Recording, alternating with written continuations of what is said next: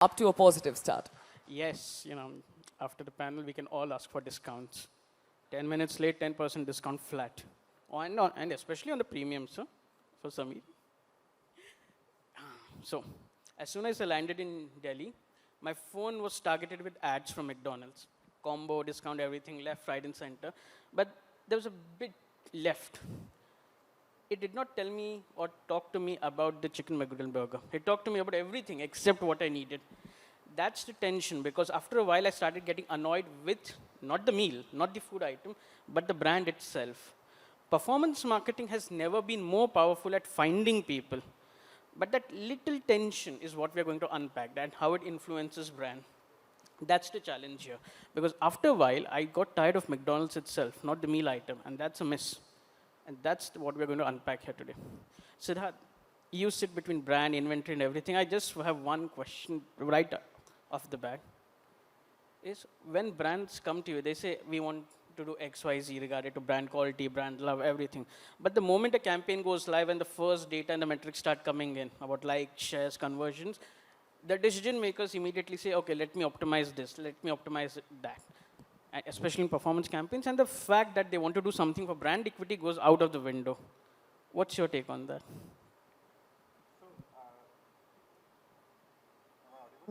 Hello? Yes.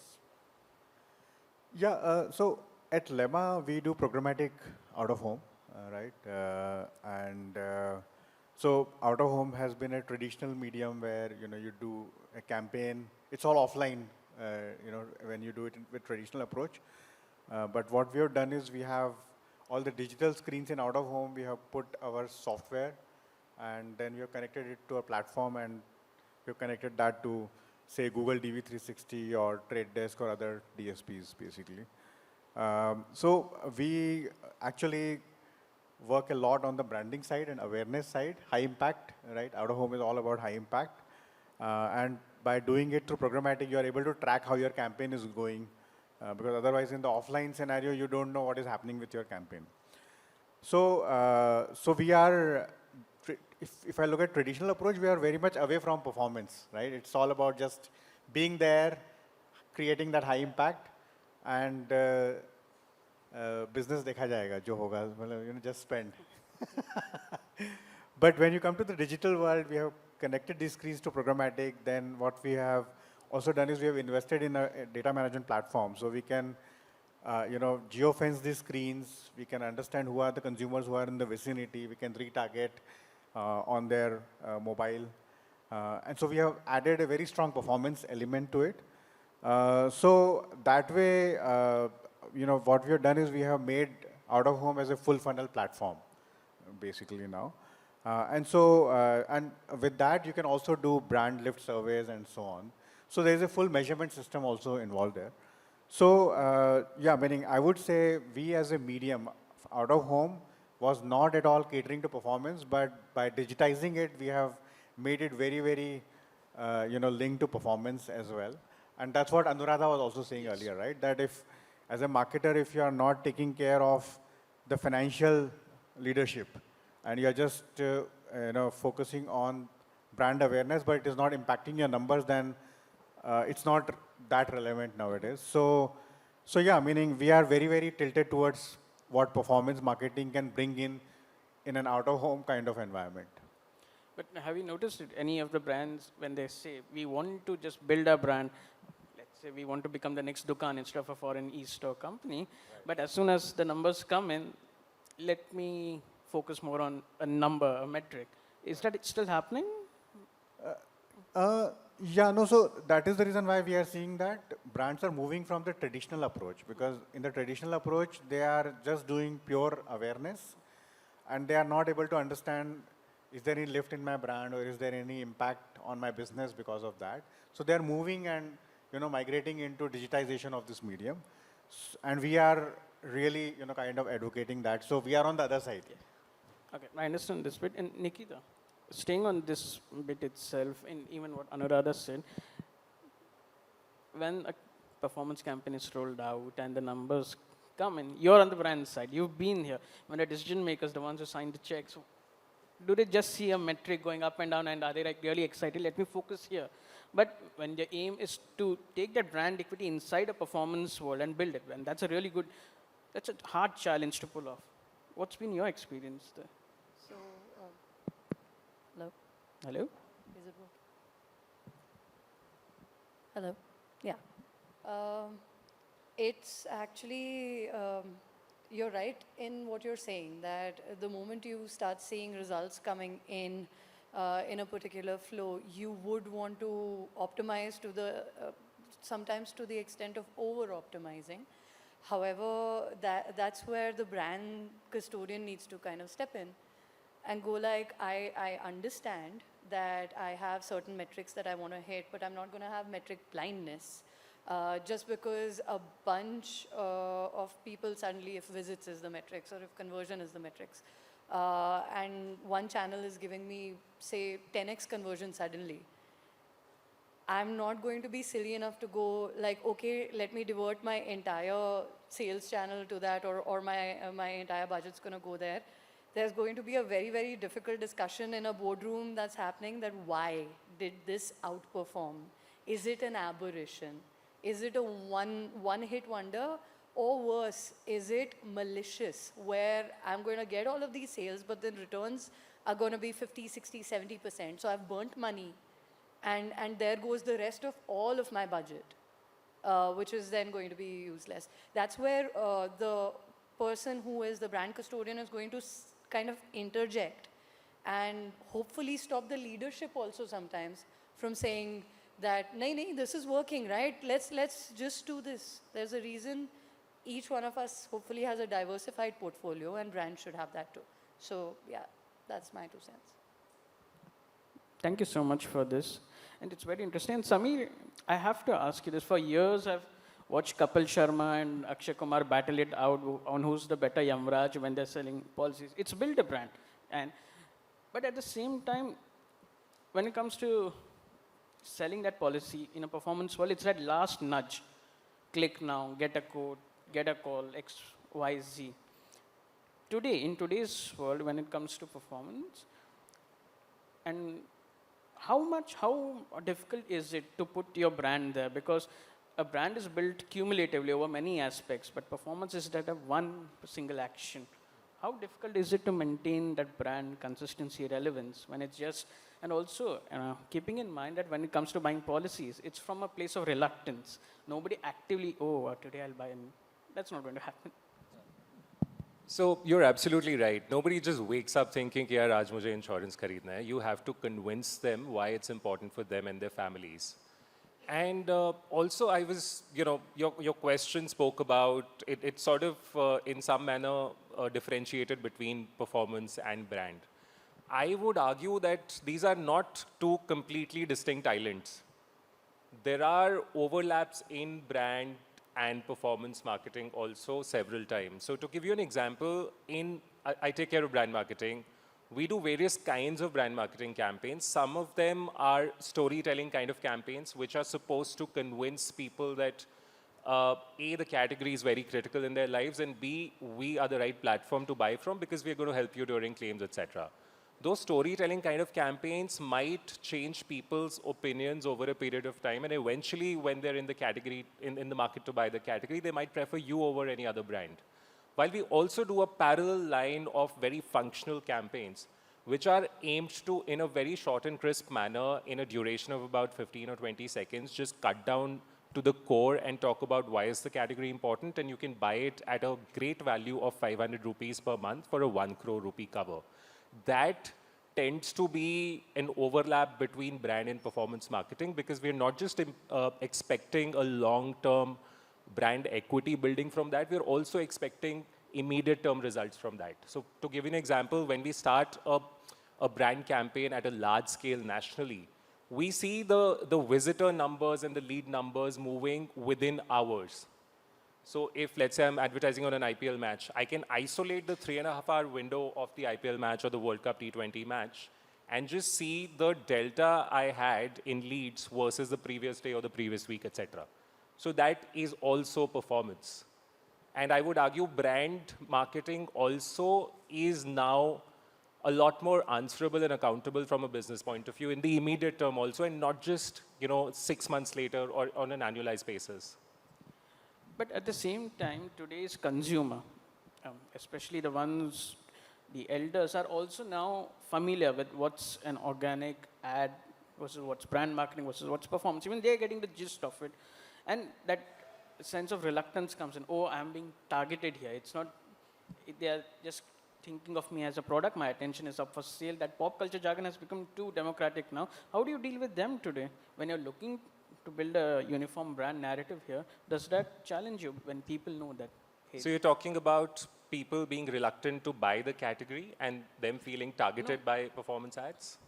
no, I'm saying, yes, in a way, yes. When a performance ads, let's say, my father's on my phone, he now understands what's performance. He may Right. not know the word, but he understands this is not an organic ad or an organic push towards him. He knows this is being paid, or that, oh, the phones are listening to me, then they'll serve me what I am talking about. When that hits them, they become reluctant. They're maybe not for me, I won't click on this. How do you deal with them? And that may impact the brand. See, that's where smart platforms and data come in. If you are reaching out to the right people based on accurate signals, yes, some people might feel over-advertised too, and they might be bothered by it. But there are plenty of people who actually are interested in buying the category, which is why the platform sent a signal to the brand that this is the person you should advertise to. So a lot of people will end up converting. A lot of people generally don't like, getting a lot of sales calls, being shown a lot of ads, etc. But that's the beauty of the audience mix, right? There are all kinds of people. Okay, I get this. Chandan, before I even ask you, I'll let you know I'm in the market for buying a house this year. So I'm doing a bit of search. And that's where I start, because it's not just about seeking a home loan or the house. You also factor in charges when it comes to, okay, I'll have to redo something, I'll have to redo the kitchen, ceramic tiles, everything. But if I search online or if I ask or get a code, it's not that I'm going to buy right away. It's a long-term game for you. How do you maintain, but if you're targeting me, for example, how do you maintain your brand relevancy through all these ones? Because if I seek now, it's very well that I could end up buying in Diwali or maybe next year, early next year. That's a lot of money to burn. Hi. As you rightly said, it's in our industry. Can you hear? Hello. Yes. As you rightly said, I mean to say in our industry, the buying decision is very long. I mean to say normally people take around 3 months to 8 months to decide that, what products they are looking for. But other than that, for this, we have a, very important aspect that, how we can manage the performance marketing with the, with brand building. Because normally what happens, if you will go with the performance marketing, it's not instant decision where people are buying, product within if I will give 20% discount, 30% discount, it's not like they will buy right now. It's more like that, how we are associating with them, how we are engaging with them, how we are, aesthetically, associating with the consumer. So these are the things are very important. It's not a a single day journey. We need it as a marketeer. We always need a time where it's a long time a long-term journey, right? So here we based on the funnel phases. Let's suppose if anybody is there in the top funnel, then we have a different. I mean to say, messaging is the same from top to bottom, but yes, based on their stages, we try to focus on the messaging part or creative part. Other than that, we also follow that if let's suppose it's not about just only that performance part. We also try to include brand aspect as well in the creative. So these are the things we normally do. And other than that, also we don't focus much on the key metrics related to performance. Other than that, also we try to find out that what other metrics we can avail to judge that whether the consumer is interested or not.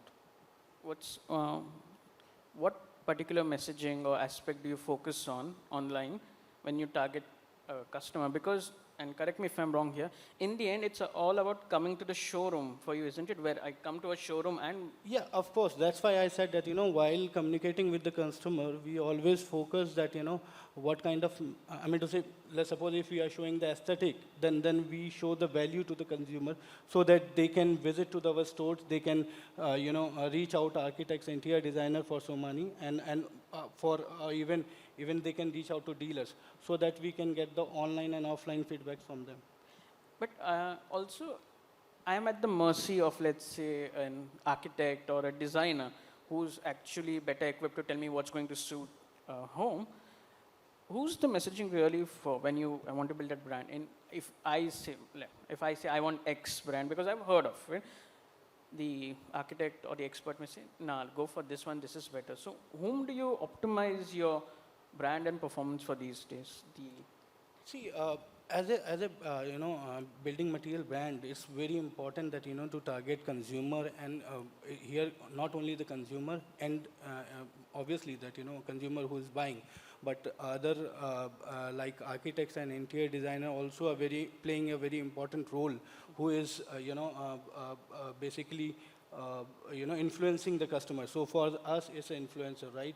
So our messaging is as I said, that, in overall communication, we always make sure that, if you are talking about the aesthetics, then it should not be, just about the, visual. It's more like that, how we can connect with the consumer and in the same time with the architect and interior designer. You've spoken about aesthetics a lot. Is that the hot trend right now? Or? No, it's not about see, nowadays, I mean to say, when people are looking for the, tiles, so obviously they have something in their mind. I mean to say, they imagine that, okay, because it's not about the, buying the tiles and bathware. It's more like, they have an emotional connect with their homes, right? Yes. So they always have some imagery in their mind that, this is how my home living room will look like. This is how my bathroom will look like. So everything. So that's why here, I mean to say, the messaging, again, I'm saying that, messaging and the aesthetics is a very key, points which we need to focus. So that's why I'm using aesthetic. I'm sorry, I was just imagining how my living room would look. Yeah. He mentioned aesthetics. Nikita, but for you, that aesthetics is one aspect. But for you, your category is quite commoditized to a certain extent. If I'm online, 6 to 7 images of brands, of rivals on one screen, categorized by price, unfortunately for most of us. How do you maintain your brand standards? You see, Woodland is very visual, very outdoorsy. To see it on a mobile screen, with some of our stains on it also, or dirt stains, it's quite hard to make a pick. How do you stand out then? How does your outdoorsy brand value? All of you remember, if you ever go to a Woodland store, the first thing that hits you is the amount of brown from the shoe colors and everything. It's not black or gray or anything. It's all brown. For that to be drilled down to a single messaging, that's hard. Thank you. The beauty is, at least where my life is easier, is it's a legacy brand. Everybody kind of knows inherently that the browns, the beiges, the greens, the nubuck, the leather is what the legacy is at. That is the easier crack. I'll actually tell you where I really suffer. It's not just legacy, it is also not fast fashion. So we have our perennial designs. Those designs are known, iconic. However, they're not new. They're not vibing with the Gen Z. And while we might have a lot of shoes, etc., to offer to Gen Z, they'll never come to my store thinking this is where I'm going to get my next fit. This is not the place where my drip is right. Whatever the way they want to say it. That's actually the issue. How do I have my performance creatives be aligned with my brand, which everybody knows is brown and green and beautifully earthen and foresty. But how do I then make it relevant to a customer that's a skateboarder, that's someone who is into biking culture, or someone who has nothing to do with anything outdoors but just wants to go for a trek. Trekking is big now. And there is a trick to it because digital is amazing like that. There are platforms. I can talk to all my beloved fans that have been buying the products for ages on Facebook. I can talk to a mixed audience on Instagram. I can then go on Pinterest or Snap and talk to the younger audience without diluting my brand that much. And there's a very good example. Apple speaks very differently, and we all know that. Go on to their Snapchat and see what they've been doing. Because they launched Neo, they've been going with the colors of Neo and randomly posting snaps. It is just a vibe there, because that's the product. So while there is it is tricky to stick to a certain aesthetic for a brand to and still have performance creatives land. It's easier because we have platforms, and if I just limit my performance creatives to that particular platform, then I can trick myself and my leadership into believing that nobody else knows. That's very interesting, and thank you. You revealed us the challenge, because it's also a question I had for Samir. You have perhaps the biggest intent data of the country with you. You know what people intend to do, but you may have difficulty knowing what's scaring them to do this, what's on their mind. And if a brand cracks that, that's the winner right there. So how does that influence your marketing? Because you know, if they're interacting with you in any way, through your ads, through your targeting, they are looking for a policy or going to buy one. But that inherent fear, or perhaps even less fear, perhaps they're just preparing themselves very early in their life for a future. How do you crack that in a performance world? So again, you know, how you identify the predominant fears people have is not just specific to performance. It's also something you can leverage in brand marketing, etc. also. And see, fundamentally, human beings are very similar in nature. And what scares them is also fairly universal. So universally, people care about their families. People care about their kids' education, especially in developing countries like India, because you know that's a ticket to a more prosperous future, a good quality education. So these are the two themes that are extremely relevant for term life insurance, and they have been relevant since the last few decades, and they're still very, very relevant. So the need or the reason to buy the category is not going to drastically change. It's about how you keep it fresh while making new creatives. That is the real challenge. If you have 100 themes, then your job is slightly easier because you can make 100 different creatives. But if you just have 1 or 2 themes, how do you make a long list of TV commercials or performance ads basis that is something where the challenge comes in. So that is where the team has always been thinking towards, okay, how do we keep it fresh while the message remains the same? So it's more about the execution than the fundamental message, which broadly remains the same. And also similarly for health insurance, the themes are again very universal, and they're also themes that have existed for a while, which is, for example, how serious diseases have become increasingly common. So I remember when I was growing up, it was a very rare occasion that somebody in a very distant circle would have a very serious disease, cancer, for example. Now, these diseases, unfortunately, have become a lot more common because of lifestyle issues and stuff like that. Similarly, the medical inflation, the cost of hospitalization. Now, when a family member is unwell and needs to be hospitalized, people generally want them to receive the best healthcare, which more often than not happens to be private healthcare. And a few days in a hospital can land you with a bill worth lakhs and lakhs of rupees and can, possibly wipe off your entire life savings. People actually go in debt because of things like that. So these are the themes that you advertise on. And again, you try and find a fresher way every time to say the same thing, so it's not boring for the audience. True.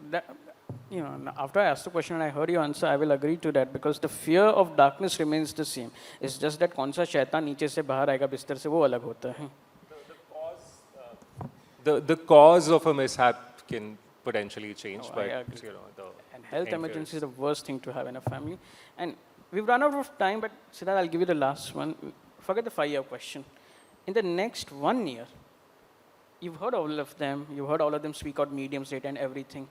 What's your take? In the next 1 year, will things remain the same or will they change? In 1 year, things will change drastically, right? Because, you know, digitization is increasing, AI is, you know, coming into marketing in a very strong way.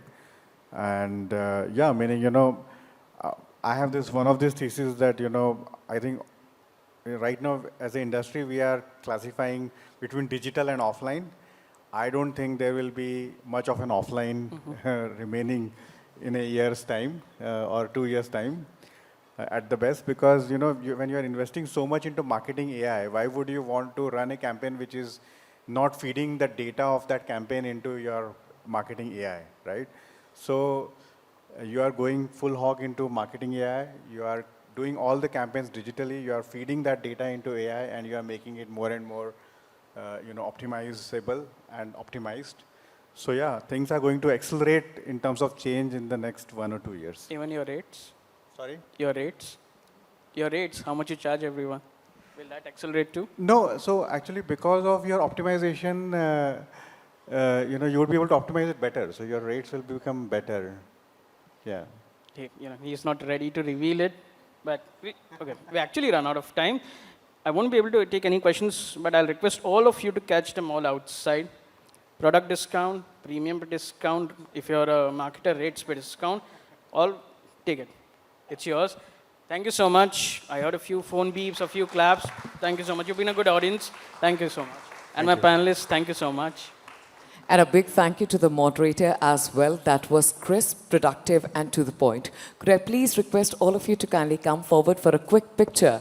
Ladies and gentlemen, how about a bigger, better, bolder round of applause?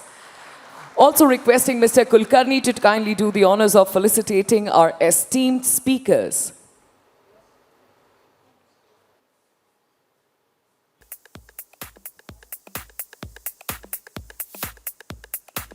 We'd like to present a small token of appreciation to the entire panel for their time and for their effort. Requesting Mr. Kulkarni to kindly do the honors.